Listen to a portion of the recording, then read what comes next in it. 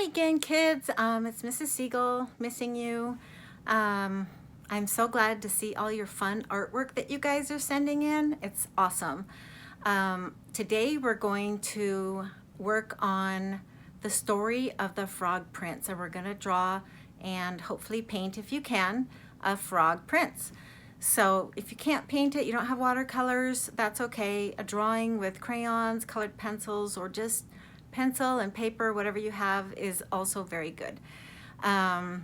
The frog prince so this project is actually a watercolor resist. So you're going to be using crayons, hopefully, and then watercoloring over the crayons to show a resist of the watercolors. So this story, The Frog Prince, is one of Grimm's fairy tales from the Brothers Grimm. I know that you can download the Grimm's fairy tales on the Apple book app. I'm not sure about Kindle. You might have to purchase it from there. It might be free, I don't know, but for sure it's free on the Apple books. The Grimm fairy tale involves a prince who has been unfortunately turned into a frog, and he meets a beautiful princess whose friendship can break the spell of him being a frog and turn him back into a human. Excuse me. So we're going to, first of all, I'm going to read the story for you. Those of you that want to hear it, I will put that up and you can hear that. And if you don't want to hear it, that's fine. You can go ahead and get started on your painting and drawing first. Okay, thanks. Okay, now we're gonna try to draw this frog here for the Frog Prince assignment for kindergartners through second grade. So first grade and second grade. This is a perfect little project for them. So hopefully you have a black pastel, oil pastel, or more commonly a crayon. So the watercolor resist won't work unless you use a waxy type substance like a crayon or oil pastel. And you'll need, if you can, 12 by 18 inch drawing paper. If you don't have it, then just go smaller. So I'm trying to get the kids to draw big, parents, and so, you know, we'll do our best. So the first thing we're going to do is we're going to, well, also you'll want to, I'm sorry, I kind of jump around a little. You'll want to have some watercolors. I have like some super old ones that have been laying around, and I think it even has gold right there. So I'm not even going to use the gold tempera. I'm just going to use gold watercolor and pastels or crayons for coloring with. So we have some pastels here. You can get these at Walmart or any other place, Amazon. I always buy stuff from Amazon all the time. So we're ready to draw. So you're gonna have your big paper. You want it landscape style, not portrait style. Portrait style would be like this, and this is landscape style. So you wanna make sure that it is not portrait style. You want it to be landscape style.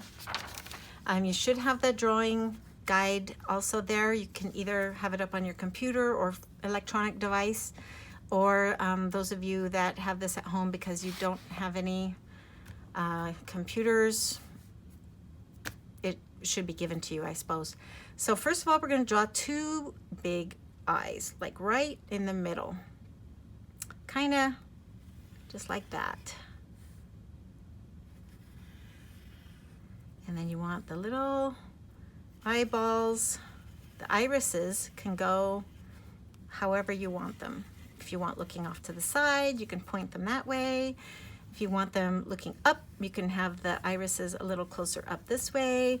Or if you just want them to look like they're staring at you, just right smack in the middle is a good place for those. Then we're gonna draw the little legs.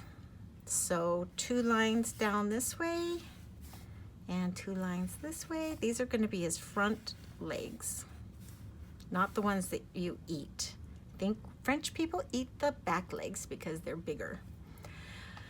Then we got the little, I don't know what they're called. Maybe somebody could look that up.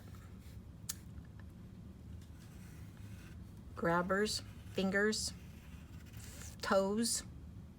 So you want 3 little toes just below where your hands would be, and they're just webbed feet, so they're not real distinguished. Just draw 2 legs, join them together at the bottom to make one big leg. All right, so next you're gonna make the body. You're gonna draw a curved line from the left eyeball, that's over here, right there, and you're gonna draw the other line to the right eyeball. So you might wanna make some little marks where you want your lines to end up. So you're just gonna go kind of like halfway all the way to this little leg there, and then all the way to this little leg there. And then you want to connect his little body in the middle with the eyes, kind of like glasses. And you want to connect down here between the legs in the middle. Okay, then you're going to make his big legs. So that should be fairly easy. Make 2 dots, extending out of the body. So about halfway, you want a dot there and another dot there. About halfway between the eyes and the feet. And then you're going to make 2 curved connecting lines to the body, to the dots, to create these legs. So the next ones are they're just gonna go right to there. That's where you're gonna end up. Okay? So you're just gonna go woo, and then it kind of goes like that, and then you're gonna grab this side over here and you're gonna meet it. Woo! Big old legs. And then you could just draw the little bend where it clicks together. And you're just gonna go woo, try to make them as even as you can, guys. I know it's hard.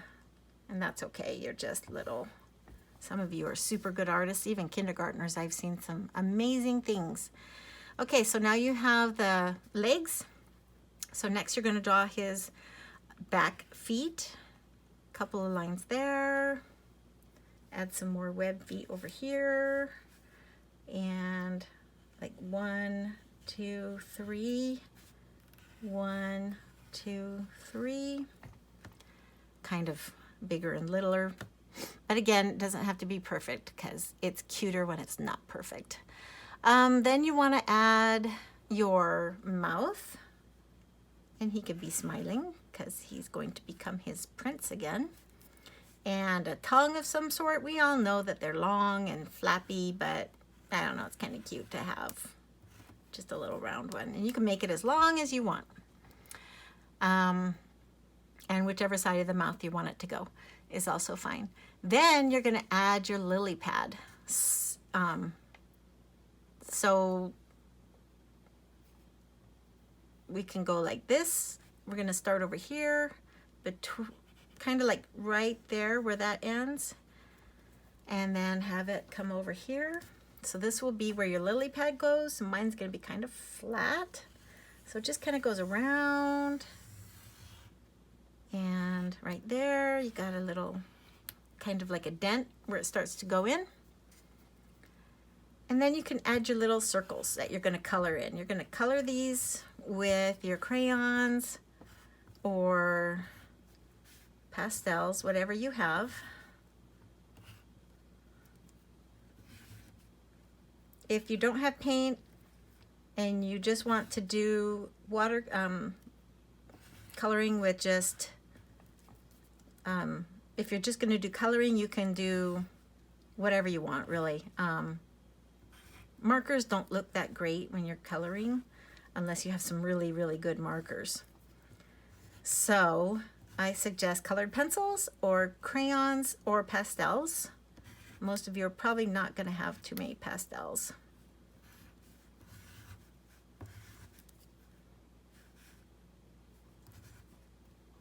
Just some dots where you're going to color. And I am not going to, I'll color this in fast motion so you can see it faster. Don't forget these guys, their other feet need some spots too. Okay, so I'm good with the spots, and all that. And then we want to draw his crown. So right by the corners of the eye, you want to have that coming out. So it's going to just kind of go whoop, out that way. And then just some triangles.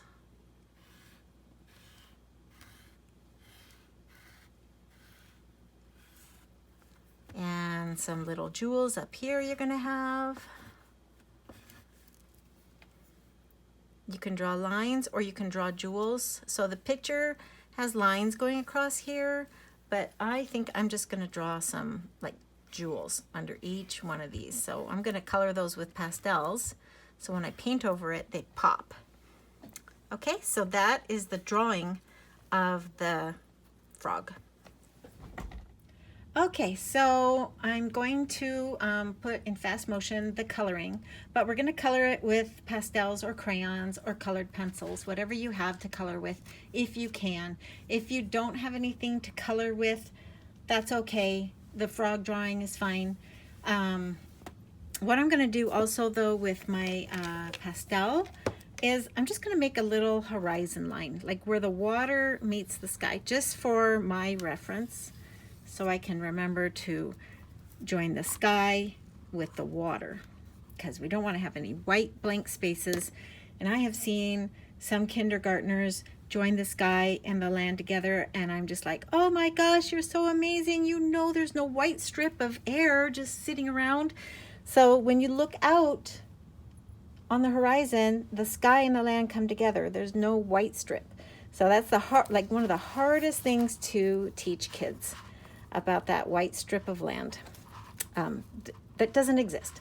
So let me try to get this under. You might want to use, if you are watercoloring, I am using a little placemat.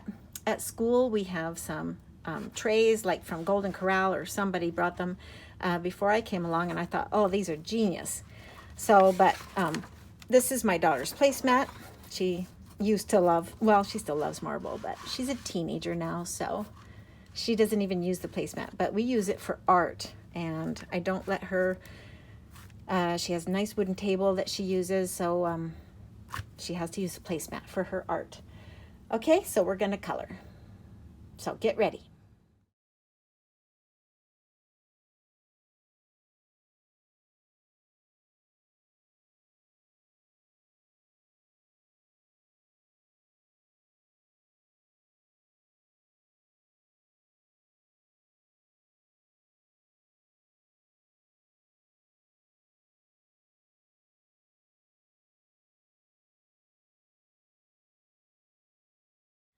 Okay, so just to kind of wrap up this little guy, actually he's a big guy.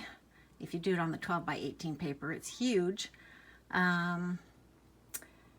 Just go ahead and take a picture of it if you can, or scan it if you're doing it on a smaller paper, and email it to me, or better yet, try to upload it to Google Classroom. And we'll see you later.